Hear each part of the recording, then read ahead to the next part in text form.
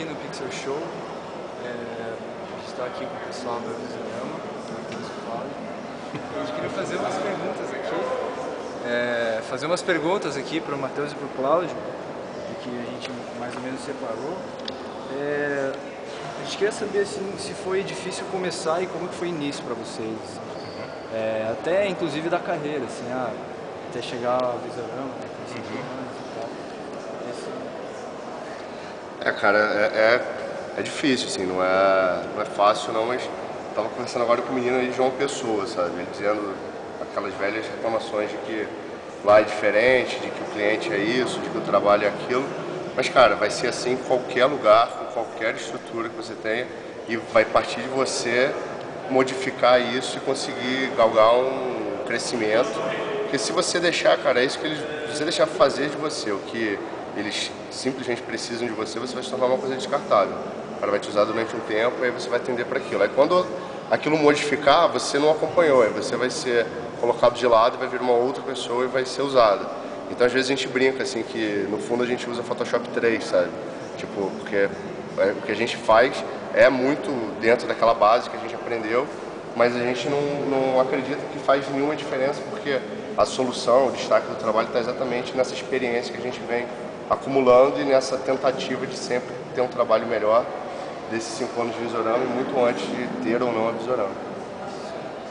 E outra pergunta também quais as principais dificuldades e limitações desde o início e depois, relacionado a, sei lá, a dificuldade de desenhar, por exemplo? Então, quais assim as dificuldades que tiveram? Eu acho que a dificuldade é entender as limitações e passar a aceitá-las, né? Isso é uma coisa que leva um tempo para você entender e para você tratar aquilo ali como uma coisa tranquila, como uma coisa normal. Pô, se eu não sei ilustrar, cara, se não adianta que eu não vou fazer um super-herói, sabe? Tipo, vou fazer o Homem de Ferro, não vai ter santo que te faça fazer isso. Mas você também pode aproveitar, exatamente, tirar proveito dessa sua limitação e tentar a partir dela desenvolver a sua linguagem. Que acho que é isso que é o grande barato. O fato de você não saber desenhar um super-herói não significa que você não vai saber desenhar outras coisas com a sua cara e você tentar tirar proveito disso e transformar isso em design. E aproveitar disso, assim, a gente falou ali, né, de limitação, a gente deu aquele exemplo da estrutura do escritório, a gente tinha um ilustrador presente, porque a gente sempre dizia, a gente não sabe ilustrar e toda vez que tinha alguma coisa para ilustrar era esse ilustrador, e a gente tinha 2 apurreações, uma que era conseguir que ele ilustrasse o que a gente queria que ele fizesse e a segunda que ele fizesse. E aí a gente descobriu e começou a exercitar esse lado. O Cláudio faz muita coisa, mexe muito com o pincel, mas ele mesmo fala, cara, isso aqui é um pouco de tentativa e erro também. Exatamente. Uma hora sai, sabe? Mas você tem que aprender a não sofrer, tipo, porque, cara, na faculdade é fogo. Você olha pro lado, você vê aquele monstro, assim, um cara absurdo que desenha tudo, né? Você fica, começa a entrar num processo de depressão, fala, nunca vou ser que nem esse cara. E design não é perfeição, assim, é expressão, você tem que saber se expressar. Se você conseguir se expressar, se você conseguir comunicar, e aquilo tiver a ver com o veículo, com o produto, que você está fazendo, tá perfeito, sabe? Você não precisa ser um artista, você não precisa estar com curadoria internacional, nada disso, assim. Você precisa simplesmente, como a gente diz, resolver um problema de comunicação. Tendo resolvido, não importa de que maneira. E a outra pergunta também como vocês tocaram no assunto de estudante, do cara que desenha e tal, a gente queria saber como que era a visão que vocês tinham em relação ao que vocês queriam fazer, se vocês já tinham isso em mente, assim, desde o início, e como isso foi amadurecendo durante o processo, assim, que vocês trabalharam. Na verdade, eu acho que aquela velha história, a gente não sabia o que queria fazer, mas a gente sabia o que não queria ser. Tipo, a gente não quer ser nem esse tipo de escritório e nem trabalhar dessa forma. Uma vez descartado aquilo, a gente foi descobrindo o que era interessante pra gente e, cara, coisas que a gente aprendeu vendo os outros fazendo e coisas que a gente aprendeu dando orelhada mesmo, sabe? Tipo, atendimento, a gente não tinha uma experiência em fazer atendimento, em agência, em fazer prospecção. Mas a gente sabia que tipo de atendimento a gente não queria repetir na nossa estrutura. E que tipo de atendimento estava funcionando. Então você fala, o cliente gosta disso, gosta daquilo, é legal a gente ter uma relação dessa forma. Quando for para falar disso, é melhor que o fulano diga. Então a gente foi descobrindo meio que fazendo. E cara, não é impossível, sabe? Um pouco de dizem assim que, sei lá, 90% das empresas, sei lá, não sei quantos por cento, as empresas fecham depois de um ano. Fecham depois de um ano porque as pessoas entram de uma forma, assim, elas apenas abrem uma empresa. Elas não querem... Elas não se dedicam àquilo, elas não compram o problema, sabe? Exatamente. A gente comprou esse problema justamente porque não é uma coisa assim, eu acho legal ter um escritório de design, eu acho legal ter uma empresa. Cara, não, assim, eu preciso disso para poder trabalhar da maneira que eu acho correta, da maneira que eu acho importante, sem as dificuldades que a gente tem para isso.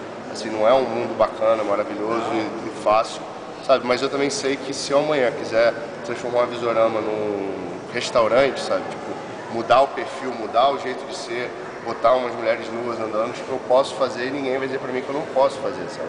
Que isso não funciona ou que isso funciona.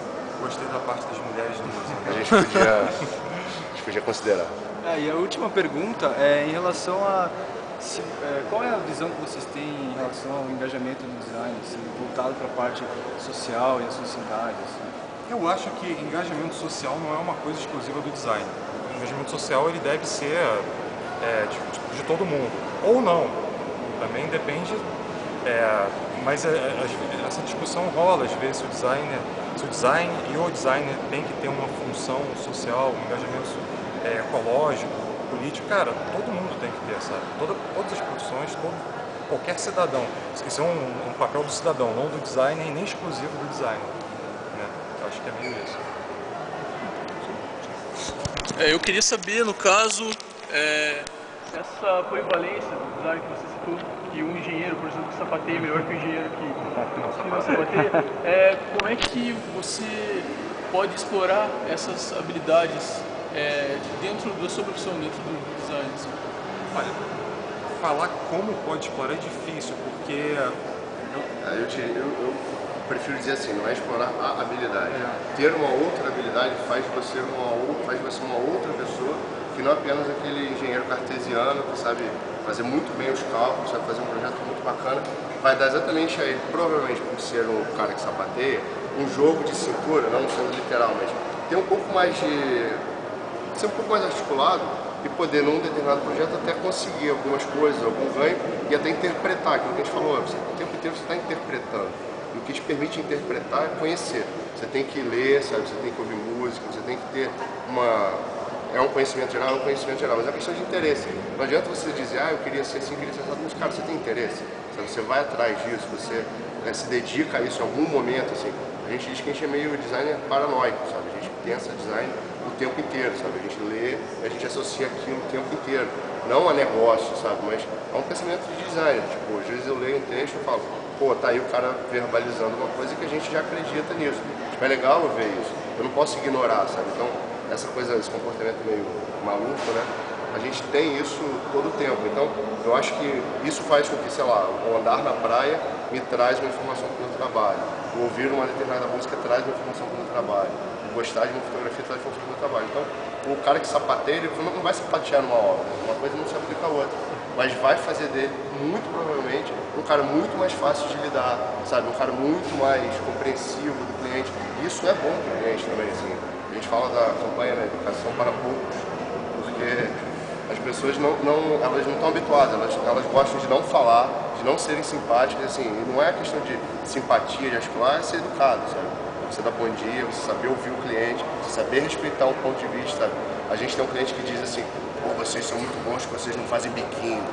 E a gente trabalhava com a galera que você pediu um negócio e ele fazia biquinho. Sabe, eu não tenho que fazer biquinho pro cliente, ele está fazendo a colocação dele. Eu não preciso também responder na hora, eu posso ir embora e depois ligar e fazer uma colocação. Eu concordo em pontos, eu acho que é isso aqui expor, sabe? Somos pessoas crescidas, sabe? Ninguém é criança, somos pessoas que trabalham, é ele que assina o cheque, então eu tenho que conseguir ter uma relação. Então sapatear, a gente sapateia também, porque para poder atender o cara você tem que sapatear. Sabe? Bom, muito obrigado. Valeu.